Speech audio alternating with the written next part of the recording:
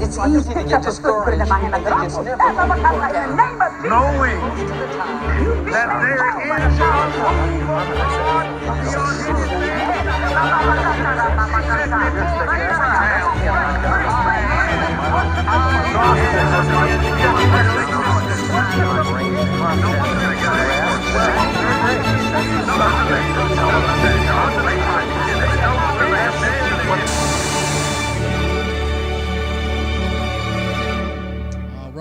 Thanks for watching the program. We're on live. Phone numbers there for you to call in. If you do call in, get to the point, keep the conversation rolling. But I appreciate everybody that's tuning in because we're going to talk about Richard Dawkins. Now, Richard Dawkins is the most renowned atheist in the world.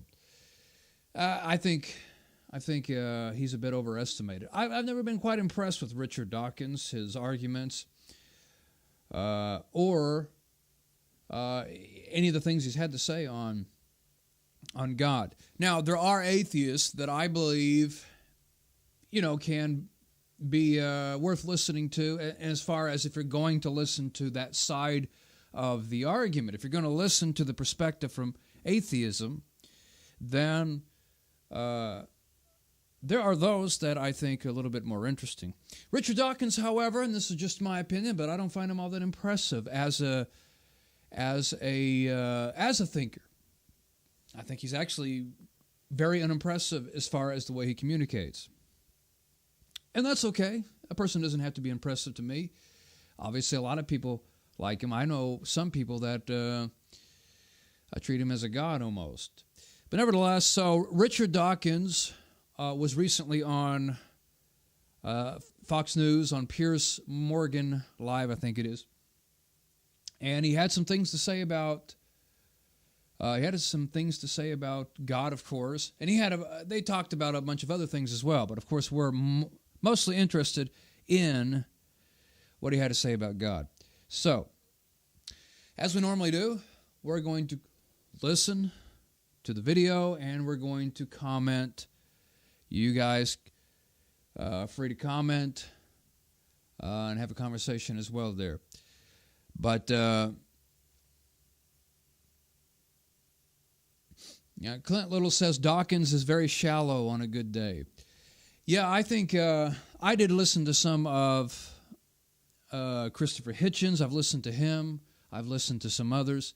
I wasn't... I think shallow is a good word. I don't think Richard Dawkins gets all that deep. And yet, he's the most famous atheist. Now, I think Christopher Hitchens was right there up with him at the time, but Richard Dawkins certainly is up there. There's a number of well-known atheists now, Sam Harris. Now, Stephen Hawkins perhaps was at the top, but now that he's passed away, I think Richard Dawkins is. But he's been famous for a long time. But we'll have some things to say. I do have another video where I have talked in the past about this kind of thing, atheism and whatnot. But, all right, so feedback on audio. Make sure, let me know if the audio is not good, either for me or the video, and we'll roll right along. You've got strong views on it. But I want to start, because you're known as one of the world's big thinkers, I want to start with some big theme stuff. And I guess there's no bigger theme than evolution itself. And I think I'd ask a question like this. What do we know now about where we've come from? And what don't we know? Okay. We know once you've got a self-replicating entity, which nowadays is DNA, but it wasn't originally, once you've got life started, once natural selection, Darwinian natural selection has got going, then we pretty much understand the 4 billion year history of what's given rise to us and all other living creatures.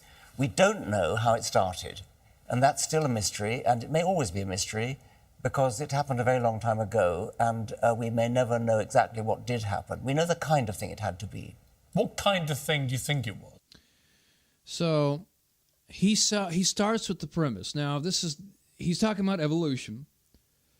But so, as evolutionists do, they start with a premise, which is fine. Scientists will come up with theories, and of course, if you're going to think through theories and speculate, that's legitimate to do in science.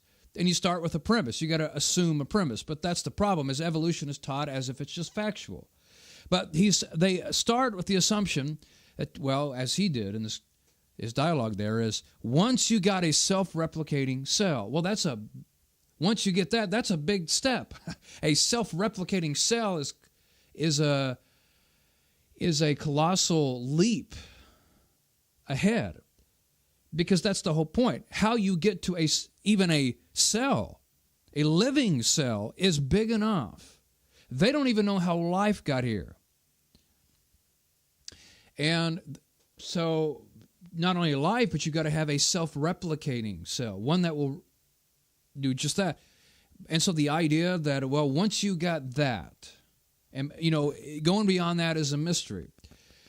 Yeah, it's a big mystery, because what can be observed, and this is the basic idea of what science is, something that your five senses can observe, something that can be repeated and observed repeatedly and get the same outcome. We could observe gravity, right? We can test it by dropping an object, and you could drop the object from the same height, the same object over and over and over in the same environment, no variations in wind and all that, and you get the exact same result. That's the basics of what you can do in science if you want to prove physical things, if you want to prove physical laws and facts about nature. Of course, this is historical science, of course. You cannot repeat it. You can't observe it at all.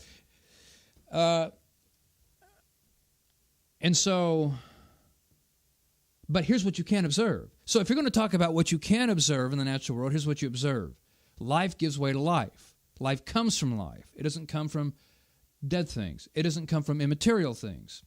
So when we actually can observe what's a part of nature, what we actually do observe is much more sensible in the Christian worldview.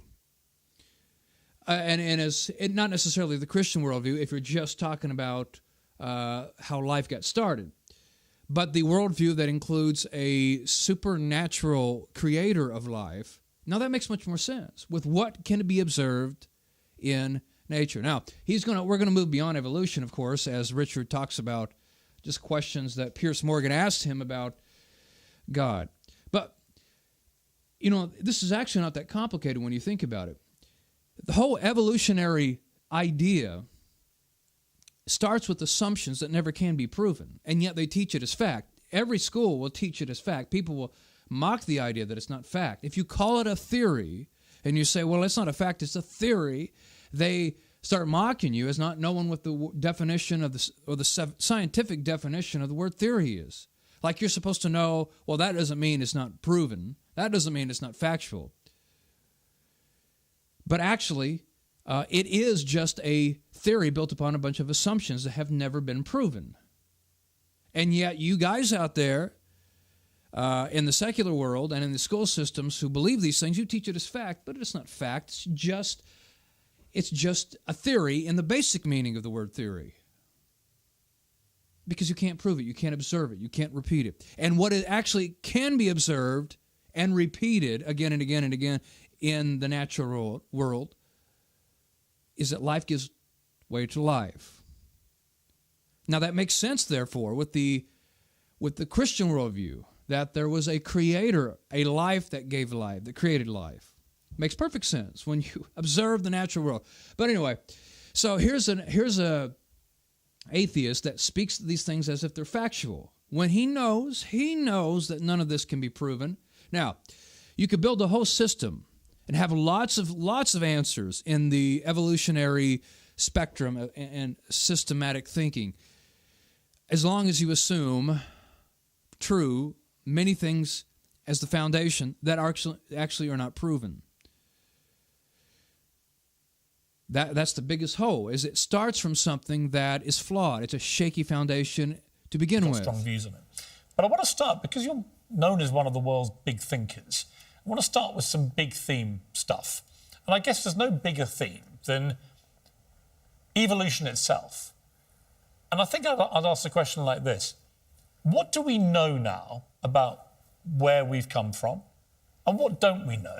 Okay, we know once you've got a self-replicating entity, which nowadays is DNA, but it wasn't originally, once you've got life started, once natural selection, Darwinian natural selection has got going, then we pretty much understand the 4 billion year history of what's given rise to us and all other living creatures.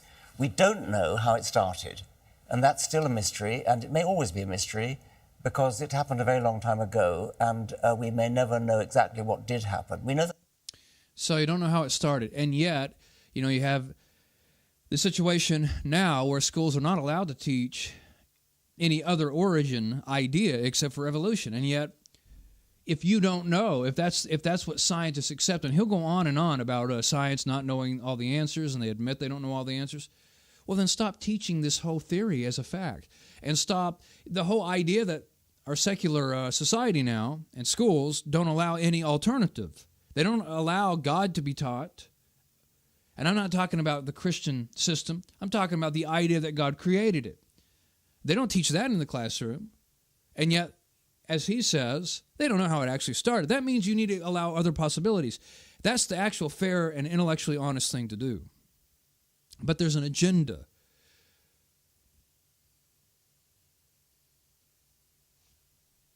Kind of thing it had to be. What kind of thing do you think it was? It was the origin of a self-replicating molecule, a molecule that makes copies of itself. DNA is such a molecule, but the original one was almost certainly not DNA, because DNA is it's been called a high-tech replicator. There had to be a precursor to DNA. Something, the laws of chemistry gave rise to a molecule which had this unusual property of making copies of itself, which mutated, changed in random ways, and that gave rise to competition between rival versions of it, and that gave rise to the whole panoply of life eventually. Now, I want you to keep in mind everything that he just said as far as how it originated, the self-replicating thing arose. You had the laws of chemistry and everything he just explained there, which is fine if you're going to speculate and if you're going to come up with ideas. Now, but this is a viewpoint. You have to understand what they're doing. It is a viewpoint that assumes the naturalistic worldview. It is a viewpoint, or it's a theory, it's an idea, what he just said, that assumes a naturalistic worldview. What does that mean? Well, that is assuming that there wasn't a supernatural start. And it is fine and fair if scientists are going to think through this is what they're going to do, if they're going to see that as a possibility and say, well, here's a possibility. Well, let's what would have happened if there is no supernatural realities? If there is no God, if there is no deity that creates, then how do you explain this from a naturalistic, therefore, beginning, how you got life? Okay, that's fine if you're going to come from that, but you also got to be fair and say, but since we don't know, we can't rule out a supernatural beginning. Can't rule it out. As he says, they don't know all these beginnings. But of course they do. I mean, people like Richard Dawkins, this is the problem. They do rule it out. He doesn't, you'll hear it here in a second. He doesn't even want to entertain that idea. All while admitting he doesn't know, but let's not go there. Let's just come up with naturalistic worldviews. Naturalistic is so naturalism, the naturalistic worldview is a worldview that begins by assuming there isn't anything beyond the natural world. There is no God, no deity, no spirits. And so his whole viewpoint is, whatever the idea is, it has to start there. Well, why is that?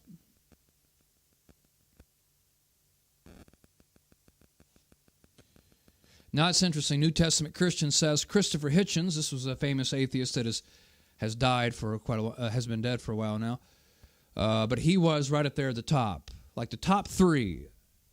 All my life, there's been top three atheist names. That's Richard Dawkins, Stephen Hawkins was probably number one, and Christopher Hitchens. And I'm just going to tell you, by the way, William Lane Craig, which is a Christian philosopher, just like these guys do a lot of philosophy, but he's also, he's got other degrees and whatnot. But the man is a brilliant thinker, and he's just as smart as he's debated Christopher Hitchens, and you could go see that debate. And I got a little video clip that we'll probably play of William Lane Craig responding to some comments from Richard Dawkins that Dawkins will bring up here. And if you think that a person from the Christian worldview can't keep up with these people, now I believe lots of people can, but I'm talking about in the public eye to be able to demonstrate it worldwide publicly. William Lane Craig can keep right up there with any of them. Now, the problem with William Lane Craig that I've said, I think he's the smartest and the best, but the problem is he speaks so academically. The common person who doesn't spend a lot of time with the language of debates and philosophy and logic and these things don't follow him as well as they would someone like Frank Turek. You know, Frank Turek is pretty good too, but Frank Turek kind of speaks on the kind of average Joe level, and he's kind of very comical and whatnot, and so I think he reaches people easier. But if you can follow the academic language, William Lane Craig, I think just blows them all out of the water. But nevertheless, let me keep playing it. We'll have more to say on all this. Of making copies of itself. I don't know if I finished the comment that I was saying, but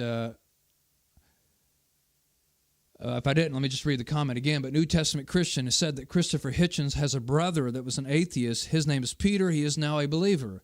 If you want to listen to someone interesting, watch videos he has done on YouTube. I'll be doing that. I did not know that, but that's interesting. Which mutated, changed in random ways, and that gave rise to competition between rival versions of it, and that gave rise to the whole panoply of life eventually. Okay, so I'm a Catholic. I was raised... All right. That's pretty much the end of the evolution talk they do, but let's think about this. Here's the best example, or at least my favorite example to use, and the huge problem with an atheistic evolutionary setup. And others have said this, of course, but I just really like it. It requires, atheists like to speak about religious people as, well, there's faith, but then there's science. As if faith is the belief in just things that you want to believe without evidence, but science follows the evidence. No, it's not that at all. Everybody has faith based upon evidence, even Christians. We have plenty of evidence. There's more evidence for God than anything to the opposite. Everything can be best explained with God than it can be without God. But nevertheless, the idea, let me hear his words again there at the end. To the whole panoply of life eventually. A mysterious beginning of a self-replicating cell somehow, which is a huge leap, even to have not a self-replicating cell, as I said earlier, but just a living cell in the first place is huge. How that can come from non-life. Because remember, the Earth starts out as a big rock, according to the evolutionary idea, the atheistic evolutionary idea. And over time, through geological changes and huge cataclysmic events, the environment was well suited, and eventually there arose life, which is mysterious in and of itself, how you get a living cell, from a non-living world. But then jump ahead to the self-replicating cell. Nature, blind and random nature, does a fantastic job at this stuff. But so here's the favorite example I like to use, and that of dog breeding. Okay, so you have to imagine now, if we start out as a self-replicating cell, that self-replicating cell, there has to be a process in which this becomes so sophisticated and advanced in its progression in nature, guided blindly by random, mindless nature, that it gives rise to every variation of living creature on the planet today, which is just what is it, billions? I don't know, trillions of variation. I'm sure there'll be trillions of variation, various living creatures of some sort.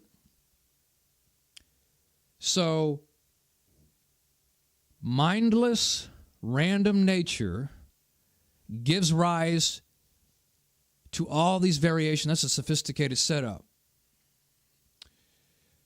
But now think about this. Now think about dog breeding. Now for I don't know what, millennia, human beings have been guiding the breeding of dogs to get variations of dogs that we want. And there's enough information in the dog gene pool that we've got a huge variety of dogs. We've got small dogs, we've got big dogs, different color dogs, different kind of length of hair of dogs, different shapes, tails. I mean, just, big poodles to Dalmatians to Rottweilers to Pits. I mean, it's a huge gene pool they got that we can get all these variations in the dogs. But we've been breeding them to get variations that we want, these different breeds, for millennia. So the breeding of dogs has been a very, very much a directed and guided process by thinking creatures that do have minds. But now think about this. Yet, in all our navigation and all the breeding that we've done for millennia, human beings and all their methods and choices and purposely planned breeding of dogs, we've never got in anything other than dogs by breeding dogs. We've never been able to take the species themselves, dogs, and breed out some other creature, even over millennia. Dogs just produce dogs. You get huge variation, but you just get dogs. So there is a genetic barrier. Now, everybody think about this. There is a genetic barrier. As deep as the gene pool is in these dogs, that you can get all these variations, there is a border, there's a limit that the genetics have never allowed, which is to make the dog some other kind of creature that we would say that's not a dog anymore. So with all our purposefully driven breeding, we've never broken that genetic barrier for millennia. But now, understanding something like that, what science wants us to believe is that mindless, random nature, which doesn't know what it's doing, took a single cell, and made it replicate itself somehow, and then from that produced every variation of creature. Now, that just doesn't make sense to me. And you don't have to be a philosopher, you don't have to be a big scientist to figure those things out. So, a thoughtful effort to breed dogs have never broken the genetic barrier of getting a dog to become some other kind of creature, but blind, mindless nature took life from non-life, and then through that created every variation of living creature on the planet. Now, see, something's amiss. Something is amiss. There's an agenda going on. It's because the world does not want to believe in the idea of God. They want to explain it away. And by the way, natural selection, I don't have a problem with. Natural selection is not an evolutionary thing. Natural selection is just variation in the population of a particular variation of a species. So, for example, one time I was at work, we were having a safety meeting, and they were talking about, I used to work for an electric company, and you would go in, you would face dogs every day. I mean, I faced all kinds of dogs all the time. And one of the safety guys was talking about how never run, which is very true. You don't run from a dog. It will chase you, even if it wouldn't have otherwise. If you run, it's like instinct. It's going to chase you because that's what they do. And so he started talking about how once there used to be long-legged skunks. And they would run. They're long legs, so they could run. You know, the skunks we know of, the short legs don't really run. They just kind of do what they do. But the long-legged skunks would run. But he says, but because they run, they provoke attack from predators. And so they're no longer around. And he said, so skunks became short-legged. He said, he had this smirk, and he kind of giggled, and he said, evolution. No, it's not evolution unless you assume that there were never short-legged skunks until the long-legged ones evolved into the short-legged ones. But even if it's true that there were long-legged skunks, I don't know, there very well could have been. It's a very simple idea that there was both short-legged and long-leggeds, and the long-leggeds died out, leaving only the short-legged ones around. Well, that's not evolution. That is natural selection, just simply a shift in the population of a variation of a species. So long-legged skunks die out for whatever reason. Maybe it's true that they were chased. And so you're left with this other variation of the skunk family, which is the short-legged ones. But that doesn't prove that one evolved into the other. See, it's all assumption. Shannon Herring says, living creatures bring forth their own kind, which has always been proven to hold true. Genesis 1:24. Absolutely. Now, isn't it amazing, Shannon? Because there's something else that can be observed. And really, it's very similar to what I had talked about. You could actually observe, which is the basic scientific method, and repeat that life gives way to life, and there is no exceptions. You could observe it, you could repeat it, but this is true as well. Not just that life gives way to life, but that a particular kind of life produces the same kind. Apple trees produce apple trees, even though they're not life in the way we're talking, but it still holds true. Humans produce humans, dogs produce humans, which is like it says in Genesis. You know, that is something you could observe. That's something you could test and repeat over and over and over. Of course, they say, oh, yeah, but you just don't have enough time. Of course, we realize what you guys say, but it only proves that it is all faith, which leads to the next comment. New Testament Christian says it requires great faith to believe these things. As Frank Turek constantly reminds us, I don't have enough faith to be an atheist. Exactly. That's just as much faith. They haven't seen the Big Bang. They haven't seen nature produce life from nothing. They believe it without seeing it. Now that's something that Jesus said about faith. Blessed is he who believes and has not seen. Which, by the way, is often misused by Christians. What he does not mean is you have to believe something without evidence. That's not what he said. Jesus said, you to Thomas, you should have believed without seeing me resurrect. Now, he had evidence. You see, what he's saying is everything that Jesus taught, all his miracles, and everything he did in his ministry gave Thomas enough evidence and reason to believe he was going to rise as the other disciples said that he did. But he refused to believe it unless he saw it. So that's what faith is. It's believing things based upon evidence without seeing the actual thing itself. And that's what we do in courtrooms too, by the way. Hardly ever do you see the murder take place. You have to use the evidence to make reasonable deductions. You know, this is the way it works. But so I'm a Catholic. I was raised a Catholic. So I'm a religious person, which I know is anathema to you, and we'll come to that. But my arguments with atheists, historically, have always come down to one thing, and maybe you've got an answer which will persuade me of the folly of my ways, which is this. What was there at the start? We don't know. But I don't know, and you don't know. But no human brain, unless you want to correct me, can actually comprehend nothingness, right? No. But it's a fallacy to think that because I don't understand how it happened, therefore God did it. I mean, that's just weak. Well, no, okay, but I'm prepared to have an open mind about this. Yes. Now, that is a straw man that Richard Dawkins has brought up before. It's called the God of the Gap theory. This is the idea that what we're accused of oftentimes from the skeptical community is you believe in God because you don't have some other scientific way. They'll say it's the same thing like when it used to, people used to believe that when there was a storm and it would rain, that they couldn't explain how the rain came down or how all that works, so they just said God is causing the rain to fall. But then scientifically, we at some point figure out, well, there is a natural explanation for why it rains. But so this accusation that, well, when you don't have answers, you just plug in God in the gap. It's the gap of knowledge. Well, you know, back in the day, they don't know how the weather happens, and so they just put God in this gap in their knowledge and say, well, God must do it. It's called the God of the gaps. And he brings this up quite often. So what he just said is, well, it's a fallacy to say that since we don't know, God did it. But that's not what we say. That's a straw man argument. So we have evidence. You see, we can make a rational explanation for how God makes sense for the beginning. It's not just, well, since we don't know, it must be God. That's not the idea at all.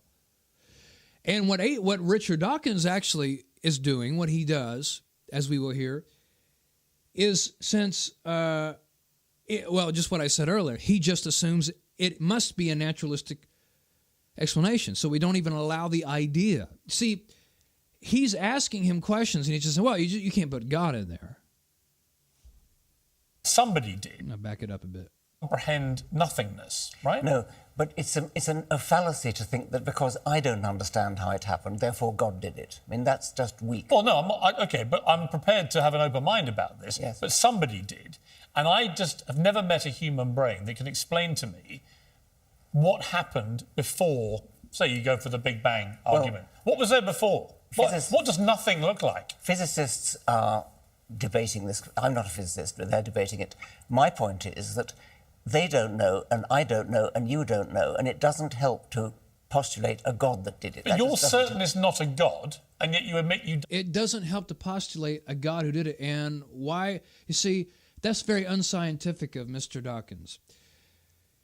That's the whole point, though. He just doesn't even want to go there. He doesn't want you to allow it, doesn't want to talk about it. He doesn't want it to be proposed. He doesn't want to think through it. He just says, just not God. He said, it doesn't help to postulate that God did it. Well, why do you get to assume a naturalistic explanation, but we don't get to just start off assuming a supernatural and at least think through it? Why not? Well, he just says, well, it just doesn't help. No, you just don't. Well, sure it helps. That's part of how you do things. That's part of what it means to be scientific. You come up with these ideas. And that's just if you're coming at it from this scientific viewpoint. Of course, I think everything just makes sense with the idea that there was a God. But everybody needs to see this. Famous atheists, if you're going to be intellectually honest, if you're going to be honest and all, you can just see the man just doesn't want to allow it at all. He doesn't even want to consider it. No. You're certain it's not a God, and yet you admit you don't know. No, I'm certain that it doesn't help to postulate something very complicated at the outset, because what we've got is primeval simplicity, and from that stems everything. And what science does, it starts with simplicity, which is relatively easy to understand, and from that it develops into the whole of the universe and the whole of life. It does. Yeah, well, it's a very complicated thing. Start with simplicity. It's actually pretty simple. On the one hand, he's criticizing the idea just to say that God did it, but that's pretty simple. Now, it's deep. It's hard to grasp if you start thinking about how God could be there. But hard and simple are not contradictory things. Hard and easy is, but not hard and simple. It is actually simple that a supernatural mind that is all-powerful creates the natural world. Now, thinking about how he does that is difficult to grasp, but it isn't complex. It isn't any more complex than what I was saying earlier, and I told you to take note, how Richard Dawkins started saying about the laws of chemistry produce the self-replication, and then this produce all this other stuff, and he said it in a pretty scientific way. Well, that's not as simple as just saying that a non-natural being created everything. And especially when everything can be explained to make sense with that idea, like what we observe. I've talked about this and brought up several examples. So there isn't anything wrong with, if you're going to be the kind of person that the scientists say they are, and they just consider different things to explain things, well, then it's only fair to allow the supernatural worldview instead of just assuming the naturalistic worldview. It doesn't help to start with complexity, and a creator has to be complex, whatever else he is. The reason that I subscribe to the theory there must be a more powerful being out there than anything the human race has created is because, like I say, a human brain can't comprehend nothingness or what may have come before nothingness. We can't. We're not able to extrapolate what that is, right? I mean, no scientist can explain nothingness, can they? Plausibly. Well, maybe they can't. You'd have to talk to a physicist. But even Could you explain it? No, quite not a physicist. But No, but you're a very smart guy, and you're a very vehement atheist. No, I'm not. I'm and not that vehement. Well, you're pretty vehement. I mean, you just think all belief in all gods is ludicrous, right?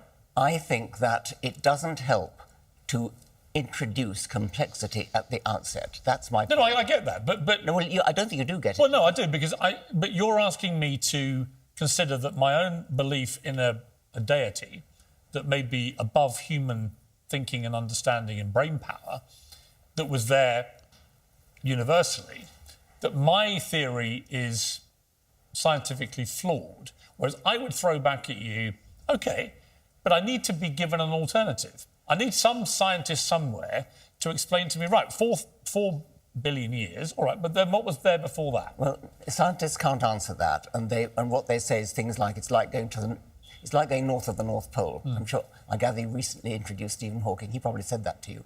Yeah, he did actually. Yeah.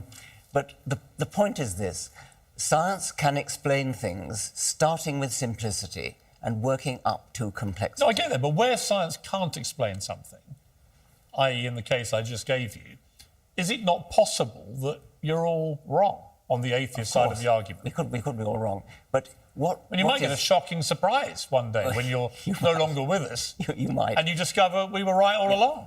It's possible. You concede it's possible. It's highly unlikely. But you don't know, though, do you? Of course I don't. Of course I don't. You know what that makes him? It makes him a agnostic, not an atheist. Now, a lot of people try to confuse these terms or misuse them. An atheist is someone who believes there is no God or deity in existence or denies the belief in one. An agnostic is someone who says he doesn't know, but he's known as an atheist, but he should be an agnostic. If he's admitting that you don't know, it's likely, he's got his... He has what he believes is most probable. But if you don't know, well, then you're not an atheist. You're an agnostic. Scientists take a pride in admitting what they don't know. And they don't know what happened before the Big Bang. They don't even admit that the word before means anything with respect to the Big Bang. Physicists will tell you. But it has to. I mean, Well, it doesn't, because that's a naive statement. Physicists will say that you do not have to say there was a time began at the Big Bang, is what some physicists will say. Yeah, but to which I immediately... Well, just to comment on that, that doesn't affect the Christian worldview either, and if you want to get into that kind of thing, because the truth is, what we have, you could have a cause and effect. An effect can be simultaneous with its cause too, if you ever think about it. If scientists want to say, well, there may be no before, but just remember, an effect could be the same thing with God. No, not as far as time goes, but I don't really want to even travel that route so much, so I digress on my point. Respond with my basic human brain. Well, okay, if time began, when did it begin? Well, quite. And what was there before? Quite. Which is a fairly obvious question. It is a very obvious question. It's too obvious, and physicists will tell you that you're being naive.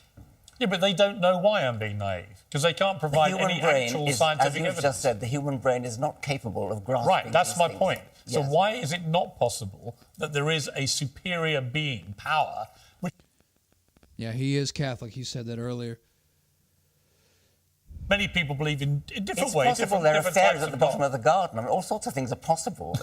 you can't deny that. Well, except I've never seen fairies at the end of the garden, have you? No, you've never seen God either. No, but you don't know for sure that either doesn't exist. No, I don't know that fairies don't exist. Fairies may be leprechauns, for all I know. But this is a common tactic, too, this common argument that skeptics or atheists will say is, well, God could exist, the flying spaghetti monster, well, that one comes up a lot, or fairies and all this other stuff, leprechauns. He said, all things, there's many things that can't be proven to exist that could exist. Well, first of all, there is no evidence for fairies. There is no evidence for a leprechaun on the moon. There is no evidence for a flying spaghetti monster. There's plenty of evidence for an all-powerful, or extremely powerful at the least, highly intelligent, non-natural being. Because whatever gave rise to the natural world is best explained when you can think that there has to be a being who lives, obviously, and is not natural and has to be powerful enough to bring the universe into existence.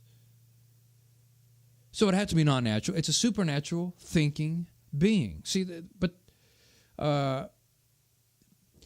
all this for naught, because the reality is Dawkins doesn't even want to consider, and that's been very, very obvious. But again, this idea of like, well, God is just like the leprechauns, and usually they'll say, well, you put too much burden of proof on us. We can't prove a negative. And by that they mean they can't prove that something does not exist. But actually you can, and that's not true. You can actually. People say that all the time. You can't prove a negative. Sure you can. You can do that with lots of things anyway. You can prove there's not a second moon orbiting Earth. You can prove, did I say that right? You can prove there is not a second moon orbiting Earth. You can prove, I can prove right now that there is no hippopotamus in this office that I'm in. You could prove negatives. But anyway, comparing this, it's like, when they'll also say, well, I'm an atheist to the Christian God, just like you Christians are atheists to every other God. Whether it's Zeus or you name the gods, you're an atheist with respect to them. No, an atheist, first of all, that's not true. An atheist is someone who denies that there is a God, denies the belief in God. So I'm not an atheist because I do believe in God. As far as these other gods, there's simply no evidence for them. And I would be more than happy to compare evidence notes. Do you accept? Have you got milder about this as you've got older? Yes. Have you got more accepting that you may be wrong? Less certain? Well, yes, of course, a scientist may always be wrong, and that's definitely a thing that a scientist has to say. But I'm not vehement. You're provoking me to be vehement because you're taking that tone with me. Well, you've been provoked before. Yes. And you've been quite vehement in response. I'm actually not trying to provoke you. I'm genuinely curious. Yes. Because I don't have all the answers, but I'm always sceptical of people who think they do. I don't think you do. Absolutely not. But your admission that you don't have all the answers, to me, is quite interesting, because it lends the possibility you might be wrong. Well, it's not interesting. I mean, no scientist has all the answers. But the one thing you shouldn't say is that because I don't know, therefore God did it. Which is not what anybody says. Nobody says because I don't know or because he doesn't know, therefore God did it. That's the God of the gaps argument, and that's a straw man. See, but the problem, once again, though, Richard Dawkins, is that you won't even consider it. You just say, no, you can't go there. But we do. That's what do you think happens when you die? Miscellaneous expenses. Tax worries. Got an ad. You have a brain. An evolved brain, which works by nerve impulses. And when that decays, what could possibly be left? So you don't believe in, for example, a spirit or a soul? None of that? Now, I don't know why. Now, this is where I got to criticize Piers Morgan. He's an atheist. He claims to be an atheist. Well, of course he doesn't. These questions to me, I don't know why people ask them. That's all conditioned. I heard Ben Stein on that movie, the documentary, I forget what it's called, but Ben Stein did a documentary about how, Christians were discriminated in educational systems or the teaching of God. And he interviewed Richard Dawkins, and he kept asking the same questions. And I'm always, of course they don't. I mean, those kinds of a waste of time. Entirely on a link to an actual cerebral... Yes, if by spirit or soul you mean something that outlasts the brain, then I do not believe in it, no. Really? Well, how could I? Well, people have gone through weird sort of out-of-body, near-death experiences where they've been pronounced dead for a few minutes. They always talk about, almost all of them talk about this. I don't know, it depends what it's like. Well, I don't think I'd like to live for all eternity, would you? I don't know, it depends what it's like. Well... If eternity was watching, cricket at Lord's all day and watching Arsenal win every weekend, yes, give me that. Really? Well, if eternity is blissful and a wonderful experience, as some people believe... I think there is something actually rather frightening about eternity. And I'd be quite glad to be spending it under general anaesthetic. Do you fear, given the finality of what you think death to be, do you fear it as you get older? I fear the process of dying, but when you're dead, you don't know anything. It's just like before you were born. I think it was Mark Twain said, I was dead for billions of years before I was born and never suffered the smallest inconvenience. But when you have loved ones who've died, for example... That's tragic. Yeah, but how do, as somebody who believes literally in the finality, the rotting of a body and that's it, it must be worse than for somebody like me, where I genuinely believe there's something better to come. It's worse, so what?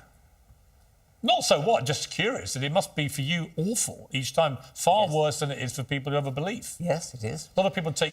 That's one of the, that is a lack of comfort that they have. Now, this is almost over. I got one clip to play here. Great comfort from their belief in God that there is a different life out there. Yes, they do. So you don't have that sucker at all. No. So is it incredibly painful? More for you, perhaps, than somebody I don't think so. Who is a believer? Let me put it to you this way. If you really did believe it, wouldn't you say to the person on the deathbed, looking forward to seeing you in purgatory? A lot of... In purgatory, yeah. So because he knows he's a Catholic, Catholics believe in purgatory, which is not biblical. And, yeah, that's kind of a jab at Catholicism, because purgatory is not a good place to go for a saved person. Now, if you don't know, Catholicism believes in that there is a purifying torment that certain Christians, certain saved people go through, because even though they're saved, they've got some sins that haven't been taken care of, and so they got to kind of, be purified through fire. They got to pay the penalty, so as to speak, for those. And, Expelled was the documentary. That's right. That was a documentary. Yeah.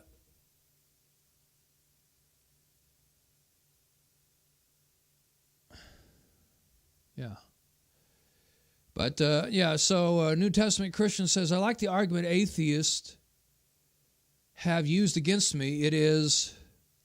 You believe the Bible because the Bible says so. That makes your reasoning circular reasoning. This is false. This is false something. Well, no. Well, see, yeah, that is I think it's a very oversimplified answer. I believe the Bible not just because it says to believe it. That's never what I say. Well, the Bible says to believe it, so I believe it. I do believe the Bible because. Many, many reasons. My experience with the Bible, the history of the Bible, the great... I could go on and on with this. But there's actually great thought-out reasons for why the Bible is such a believable book. It's not just because it says so. Or, otherwise we'd believe the Quran, right?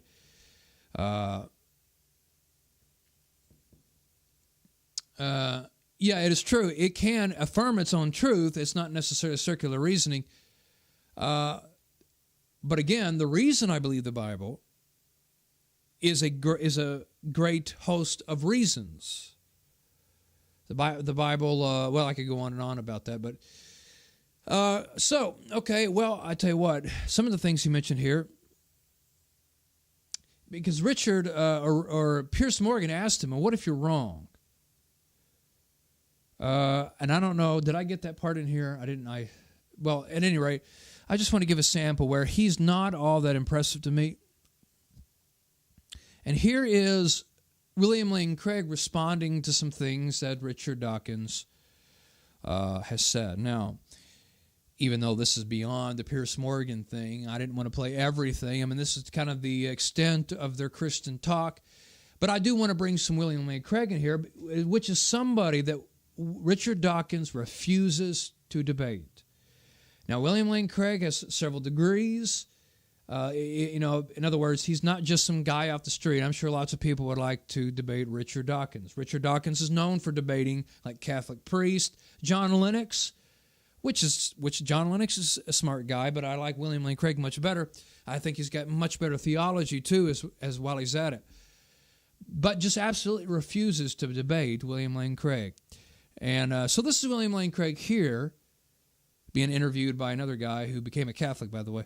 And he's going to respond to some Richard Dawkins stuff here, and I thought we'd bring this in for some fascinating material.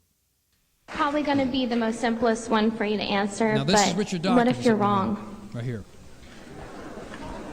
Okay, I was talking over it, but we are starting with them watching a clip of Richard Dawkins answer this audience question of what if you're wrong? Probably going to be the most simplest one for you to answer. What if you're wrong? Well, what if I'm wrong? I mean, anybody could be wrong. We could all be wrong about the flying spaghetti monster and the pink unicorn and the flying teapot. You happen to have been brought up, I would presume, in the Christian faith. You know what it's like not to believe in a particular faith because you're not a Muslim, you're not a Hindu. Why aren't you a Hindu? Because you happen to have been brought up in America, not in India. If you've been brought up in India, you'd be a Hindu. If you were brought up in Denmark in the time of the Vikings, you'd be believing in Wotan and Thor. If you were brought up in classical Greece, you'd be believing in Zeus. If you were brought up in Central Africa, you'd be believing in the great Juju up the mountain. There's no particular reason to pick on the Judeo-Christian God in which by the sheerest accident you happen to have been brought up, and ask me the question, what if I'm wrong? What if you're wrong about the great Juju at the bottom of the sea?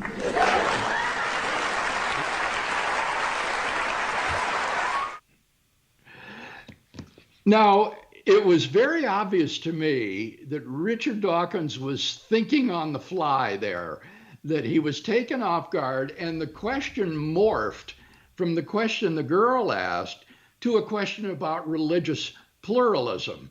What the girl was, I think, trying to express, Cameron, was Pascal's wager, so that she would be very happy. That is what I'm saying. He gets a little academic here at first, but he'll talk about some other things. With the question posed by Dawkins.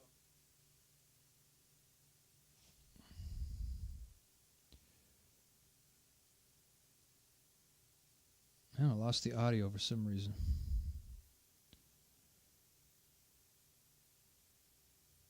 And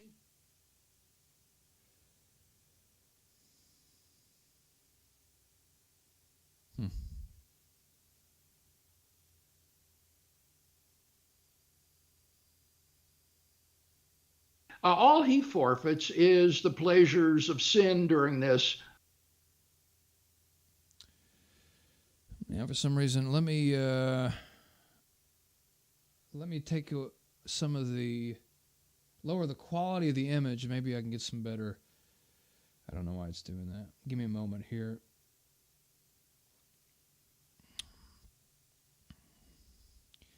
See if we can get this working a little better.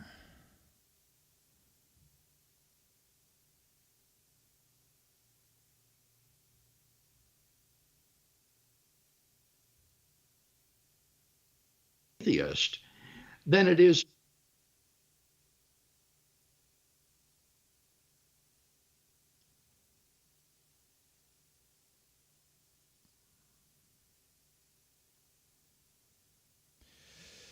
All right, so I don't know what happened there, but the audio does not want to come out.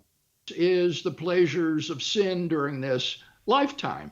So that the risks of being wrong, she's arguing, are much, much greater for the atheist. And that should give the atheist significant pause, I think, before confidently expounding his worldview. Now, what Dawkins does, as I say, is to try to shift the question to the question of religious pluralism that says that the beliefs that a person typically holds are the beliefs of the culture in which he was raised.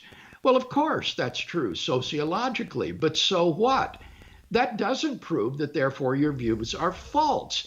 To think that it does is to commit the genetic fallacy, which is trying to invalidate a point of view by showing how the person came to hold it. And that is a logical fallacy. If somebody says, well, the only reason that you believe that democracy is the best form of government is because you were raised in 20th century America, well, that might be true, but that doesn't prove that your belief is therefore false. Moreover, the argument is, again, it's another one of these sauce for the goose is sauce for the gander. If Richard Dawkins had been raised in Pakistan, he would likely be a theist. He'd likely be a Muslim. Does that therefore mean that his belief in atheism is unjustified and therefore false? Well, obviously not. So the very argument that he's using against theism, namely its cultural relativity, bounces back on him and would make his own atheistic beliefs unjustified and false. So, as you see, I brought him in because I don't find Richard Dawkins all that great.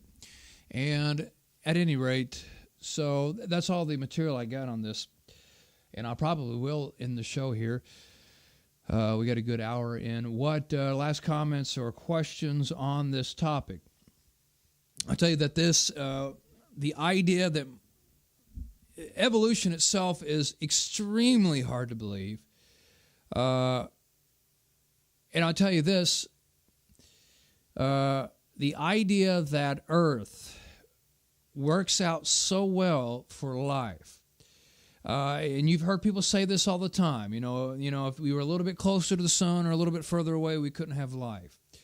That the Earth, its momentum spinning around the sun keeps it from being sucked into the sun.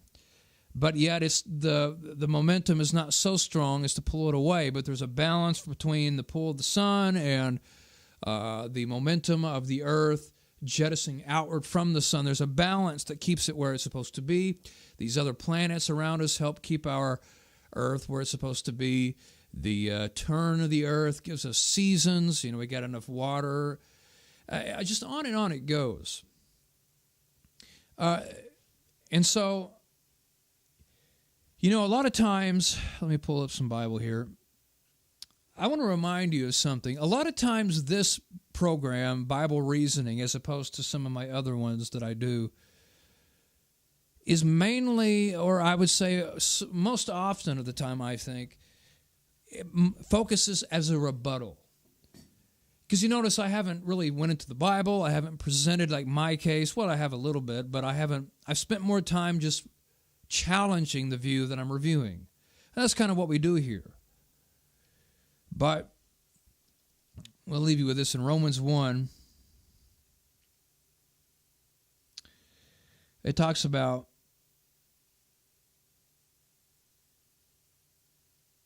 let me make this bigger.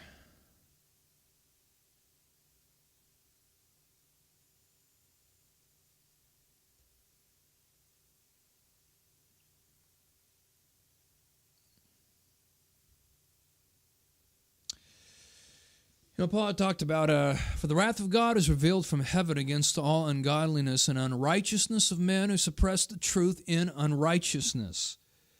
Because that which is known about God is evident within them, for God made it evident to them. In other words, men have enough evidence about God that they know that they are accountable to Him and that there is a difference between right and wrong. Because that which is known about God is evident within them, for God made it evident to them. For since the creation of the world, His invisible attributes, both His eternal power and His divine nature, have been clearly seen, being understood through what has been made, so that they are without excuse. Yeah, that's the biggest argument for God, is the nature of everything around us. It testifies that there is a God. That's why I said, so often the atheists or somebody will say, well, you got a shred of evidence, and like to use the word shred when they say it. There's not a shred of evidence for God. There's every evidence for God. Everything makes more sense considering God than without it. And I challenge people, give me an example of something, anything from the universe that you can pick out, that you think makes more sense if there is no God than there would be if there is God. But the design of everything around us, or that is the organized and arranged order of our universe, our bodies, our brains, and the system of living here on this planet. Okay, it's the same old thing. We point to a car engine and we say, you see all these different things fit together and working together. It takes a mind to make a system like that. Well, that exists. The car engine exists within a infinitely more complex and arranged material universe in which it exists. And so you're telling me about that was by accident, by chance. It doesn't make sense to me. Another example I like to give is think about the moon and the sun. Now, the moon is, I forget, is it 400 or 300? I think it's 300. Is like what, 300 times smaller than the sun? Or 400, I forget which, but I think it's 300 times smaller than the sun, and yet it's the sun is 300 times further away. Making it interesting when there's a solar eclipse, how the moon and the sun get behind each other or in line with each other, almost as if they're the same size, and you have that nice outline, or at least of the glow, and it covers it up. Boy, what chance that we got a moon and a sun, respective to their sizes, the right distance from each other and from the earth, in order for something like that to happen. And on it goes. So yes, I do find Frank Turek's often said statement about I don't have enough faith to be an atheist to be accurate. I certainly don't. I find nothing convincing there. So if it is becoming very popular view that aliens must exist. This does not disprove God, even if we were created from aliens. Who created the aliens? This alien replacing God theory begs the question. Yeah, I certainly not. Of course, the idea of being created by aliens is certainly not a Christian perspective, but if you were putting that aside and assuming just there is a God, then you could say, well, he created this other life form that is not here anymore, or put us here, and we were created from them. But nevertheless, you still have, yes, I get your point, life coming from life, and that wouldn't disprove God. That's true. I don't find the alien consideration challenging in any way to the Christian worldview. If there's creatures out there that God created, okay, I mean, you would have to ask, what did he create them for? What are they doing? What is God doing with them? There would be lots of questions, but, I mean, it doesn't challenge anything in my worldview. But Matt Hatchett says, the earth is perfectly placed and is spinning at 1,000 miles per hour, but we don't feel it or fly off of it. If it was off just a little, life couldn't exist. Yeah, and on the list goes. Richard Dawkins mentioned DNA, which is completely, it's like a language. It's this just this litany, this big old line of information. And that information makes you who you are physically and genetically. And your shape, everything about you, your shape, your brain, your system, and so if it was off, or any other one of those letters, as we call it, in the DNA sequence was off, things would change drastically. Well, that's information.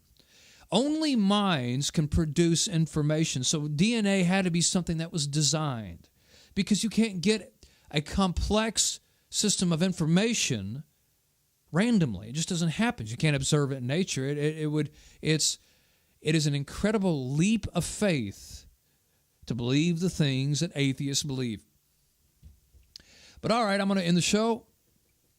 Good at interacting with you guys. Things to consider about Richard Dawkins and atheism. But that's it. God bless you, and good night. Hosanna, Hosanna, forever we'll worship the King. Hosanna, Hosanna, forever we'll worship the King. Oh, measureless might, incomprehensible